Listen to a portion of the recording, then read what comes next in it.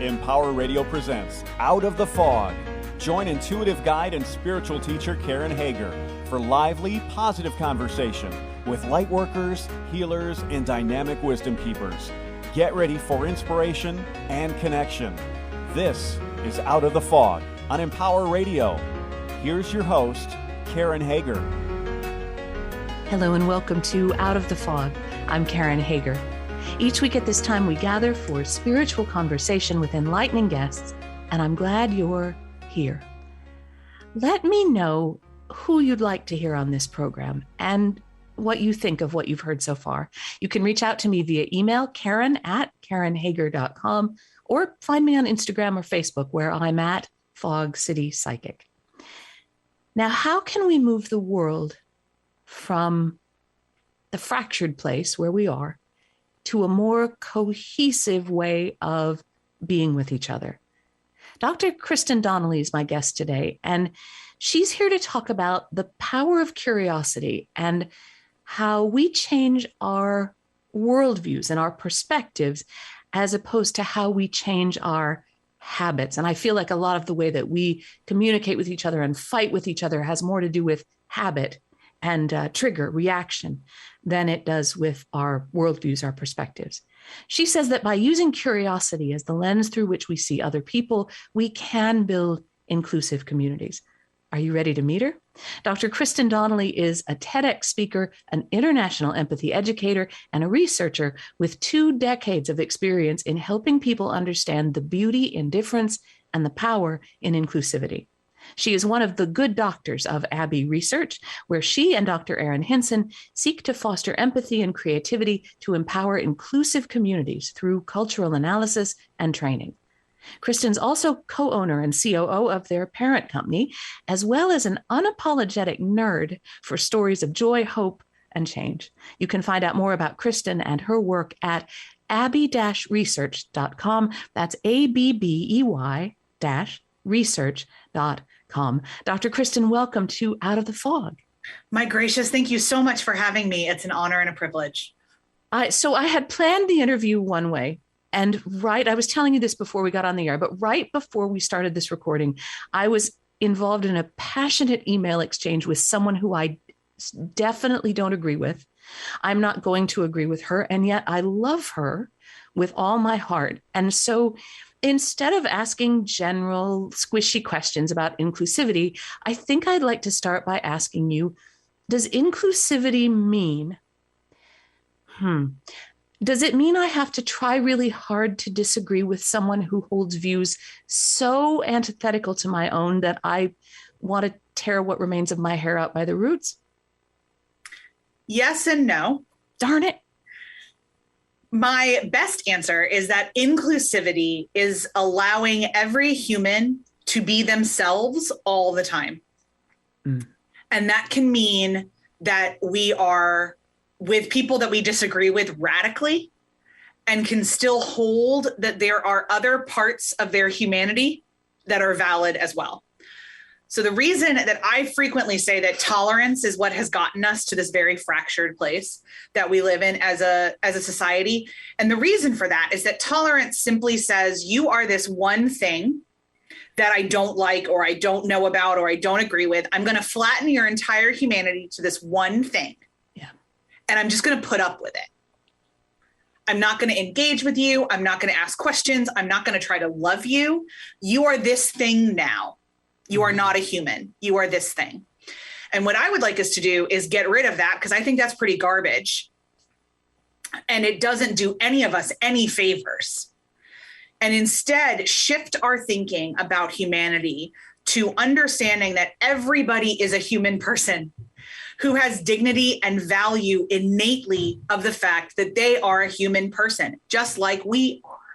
We all have things about us that are ugly, things that are beautiful and wonderful, things that are wise, things that are silly, things that we need to grow on, things that we're right about. We are all messy, gorgeous, unfinished beings.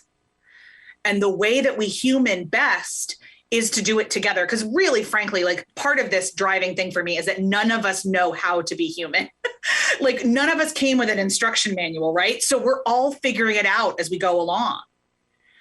And so, yeah, it absolutely means that you're in relationship with people you disagree with. And we can talk about this in a few minutes, but that's not necessarily being in a relationship with people who are toxic for you. There's a precipice there that you don't need to cross over. I'm not advocating for unhealthy relationships. In fact, I think if we have inclusive relationships, we can have stronger boundaries because we can understand each other at a richer level. But yeah, we have to move past only wanting to talk to people who agree with us all the time, because that's another thing that's gotten us here.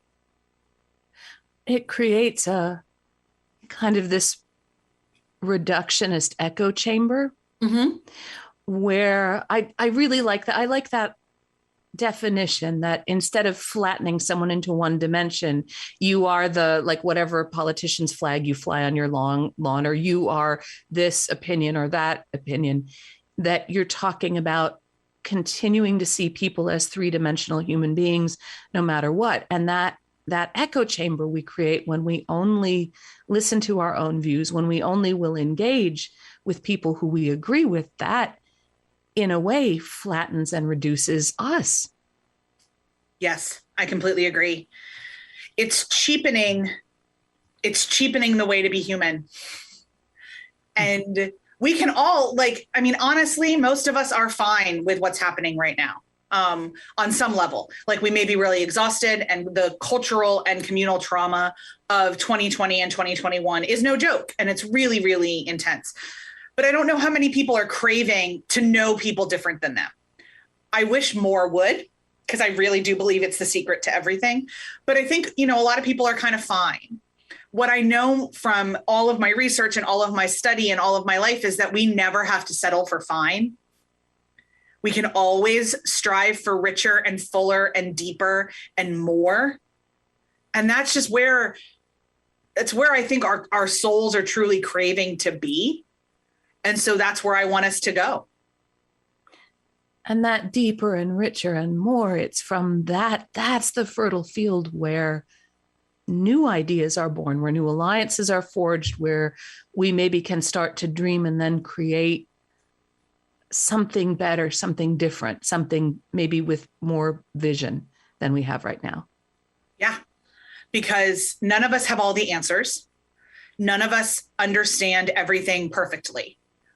And I'm a person of deep, deep faith, and my scriptures have a phrase in them that we are only seeing through a glass darkly. Yeah. And someday we will understand, but that someday is not now. And so as we are all seeing through glasses darkly, let's all do it together.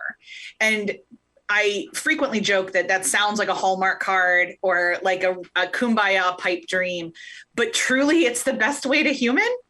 Every faith system around the world, every understandings of higher power, every spirituality discipline talks about connectivity. Every single one. None of them teach about being an island or only being with people that you agree with. It talks about iron sharpening iron and, really kind of being human in a full sense. And yet, especially over the last, I would say, 10 to 15 years, we've gotten more and more and more and more siloed. And it's a whole lot easier to pretend that we are right about everything all the time. And we're just not. We're just not. And so understanding ourselves in a communal sense also means that we have to understand that some things we don't know a lot about, some things we do know a lot about. This is a way I can serve. This is a way I need to be served. And we can be multidimensional in ways that being among sameness doesn't allow us to be, because if we're only among sameness, we are terrified to break the sameness. Right. If the entire bonding point is this thing, then we can't ever not be this thing, or we've lost our entire world. But if we are full humans all the time, then we have a lot of different points of connection at a lot of different places, and we can change our minds about stuff as we move, grow, and figure things out. I'm sorry, I cut you off.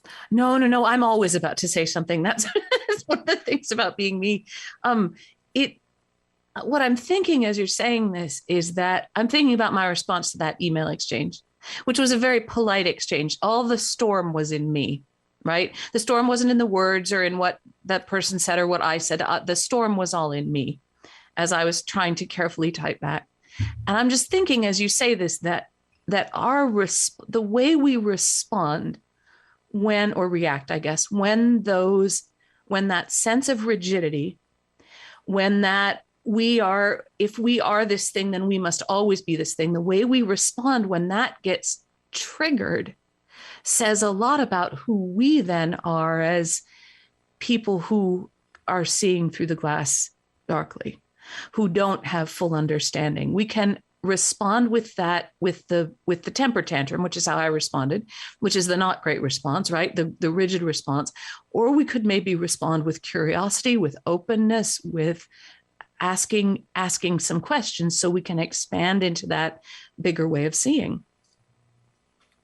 Basically, yes. Thank you for summarizing my entire business model in a sentence. That'll be $25. Thank you. You're very, very welcome. No, I think that's it. The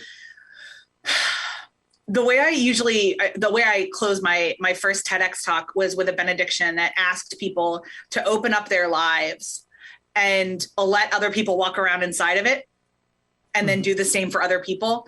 And that the first time they hit difference, that their knee jerk would be curiosity instead of defensiveness. And that is, I am just convinced with every fiber of my being that that's it, that's the next thing we have to do as a human race, as human people. And then, I'm sure there's other things we have to do, but let's start there. Let's get really good at that. And then we'll try something else. And I'm the person that's always been like, listen, the greatest commandment is to love others as you love yourself. And all of us are pretty crappy at that. Yeah. So I don't want to try anything else until I get really good at that. When I master that and I'm really good at that, then I can do some other things. And that's the same thing I'm talking about here. Love is an active entity. It is an animating feature of all of our lives. And it is the thing that allows me to sit across the table from people that I believe with every marrow of me are wrong. And I know they're wrong. They're factually wrong in some cases. And I know this, we can't just make up facts. So I know they're incorrect. But what matters in that moment is not me telling them that they're correct or incorrect, because that's not what they're there for. They're there to be validated as a person and be loved. Because absolutely nobody changes their mind through shaming or statistics. They may change those behaviors, but they don't change their minds. They don't change how they see the world. We change those through relationships and stories. And those things are what bind us together in love. And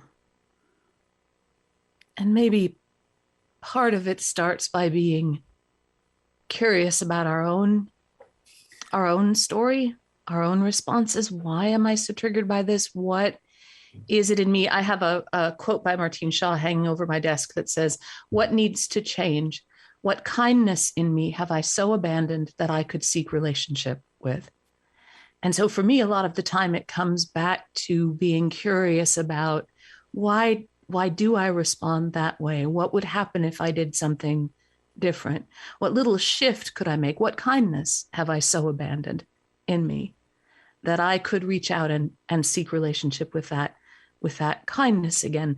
A lot of what's going on in the world right now is about, it's part of why I wanted to interview you, because you speak with passion and humor. With clarity, and there's not shouting. When we are able to look at ourselves and our paths, that makes us curious about other people and their paths, and then whether or not they are factually accurate, whether we agree or not, we can sit at the same table and not feel maybe like our own identities are being compromised. Do you know what I mean? Yes, I do. My gracious. There is, I think some of it, we've tied a whole lot of our worth in being correct. And rather than being loved and worthy and enough. And there's a lot of reasons for that I can pontificate sociologically on for a long time. That would bore everybody. The core of it is that when we don't know who we are and we do not believe that we are enough, we will seek validation through anything else. And so the work always, you are completely correct, begins with us. It begins, our definition of emotional intelligence, for example, is doing the work to go inside of you to understand your history, your worldview, your lens, your perspective. And then understand how it interacts with the lenses, perspectives, worldviews, and et cetera of other people. And sometimes that means unlearning a whole lot about how we thought the world was supposed to be or was. It means unlearning how we thought America works. It means unlearning how we thought we work. It's the process of unlearning and relearning and undoing and redoing and going through it. And in my mind, that's adulthood. Like the process of constantly humaning is adulthood, which is one of the reasons it's so exhausting. But it does come with the perk of being able to eat ice cream whenever you want. So I'll take it. The deal is, though, that it's work. It's a discipline. I talk about empathy as an intellectual posture rather than an emotional response. It is a way we move through the world, engaging our brains and our souls with the brains and souls of other people so that we can understand, not agree, not condone, not endorse, but understand. And understanding leads to inclusivity in a way that condoning, agreeing actually can prevent. Because if you just automatically agree or automatically agree with or align with or whatever without doing the work and investigating if you do or not, or, you've built an echo chamber and everybody's around you, you may have lost connection with all of the various facets of yourself because we're a mess of contradictions. Yeah. We're all the biggest hypocrites about our own lives, but that's part of being human. We love problematic things. We don't know what we're going. I mean, we as a human race have invented the phrase guilty pleasure, because we are so convinced that there is pleasure that can be wrong, which there's not, by the way. I completely reject that phrase. If what you love doesn't hurt anybody, like you do you, boo, it does not matter. So anytime somebody asks me my guilty pleasure, I'll say it does not exist. There's other things that bring me joy. But regardless, we are a mess of contradictions all the time because we are uncomfortable in our own skin. And we are always in the process of being known and knowing. And that always involves growth and always involves contradictions and cognitive dissonance. Always. You are listening to Out of the Fog, and I'm talking with Kristen Donnelly. She is one of the good doctors at Abbey Research, and you can find out more about Kristen and her work at abbeyresearch.com. That's ABBY-research.com, abbey-research.com. Now, I know we only have about 10 minutes left together, but when I think of a massive contradiction, I'm just grinning broadly as you gave us that quote from 1 Corinthians. I'm just grinning broadly because look at St. Paul, right? A mass of contradictions. Yeah. He's one of my all-time favorite Bible bad boys / good boys, right? Massive contradictions.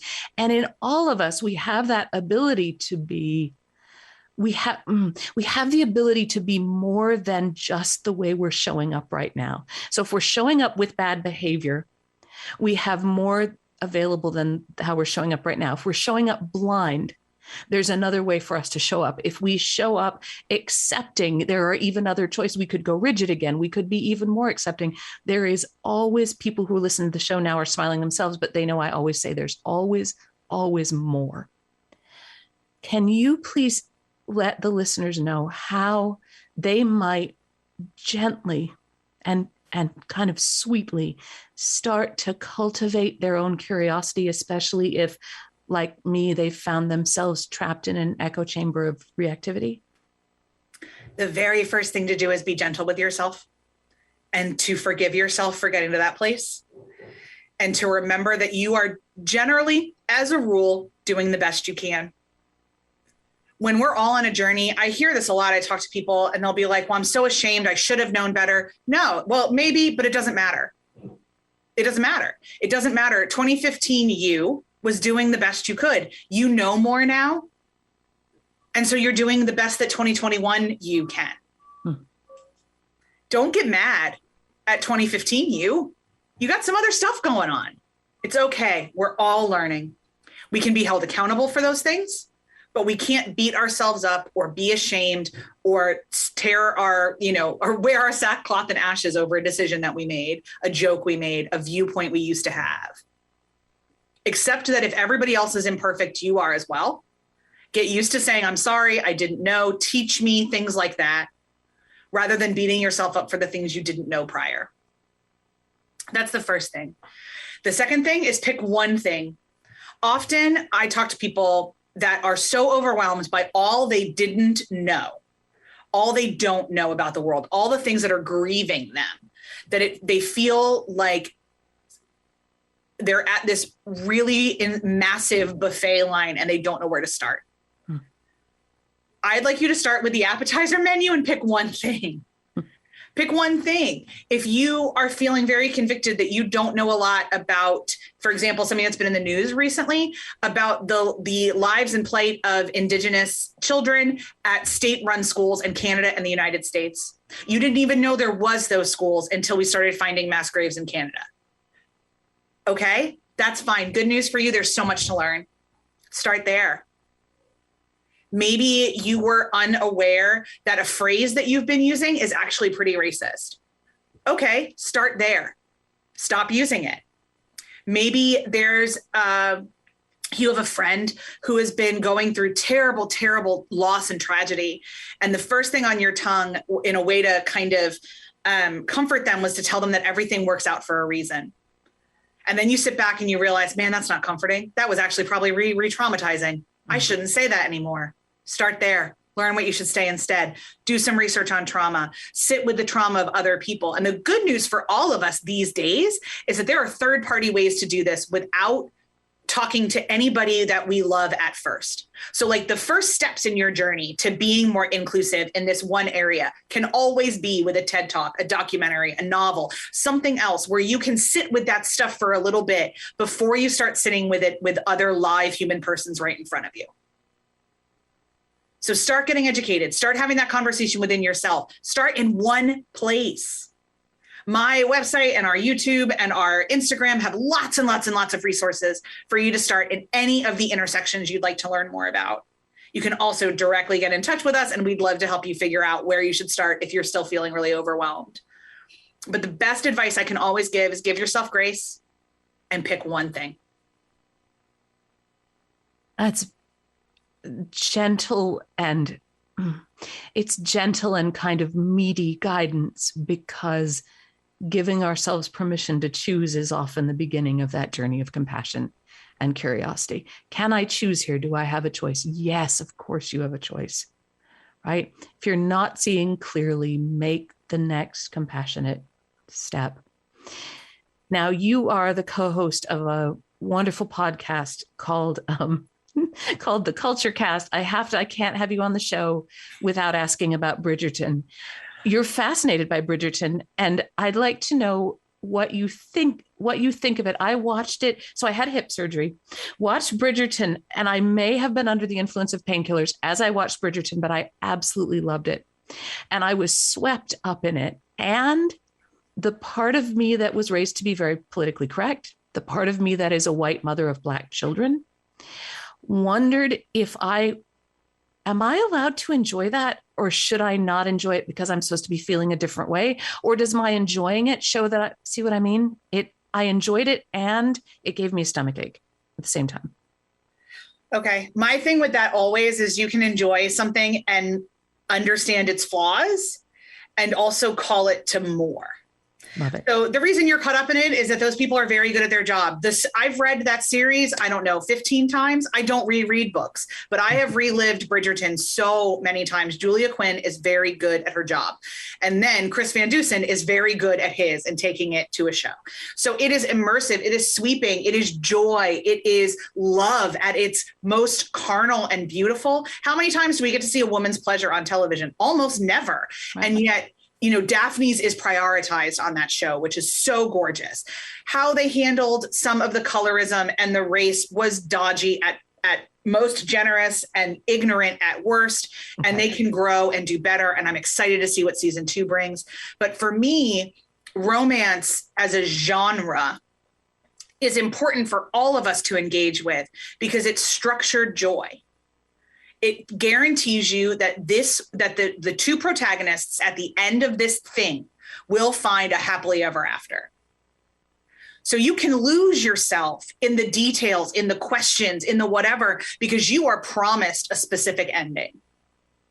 Life doesn't come with that. No. And so I find it beautiful to be able to rest in these stories and let ourselves engage with the humanity of different characters in different ways and different empathies and different understandings, because it's going to work out. And because there are no guilty pleasures. Yep.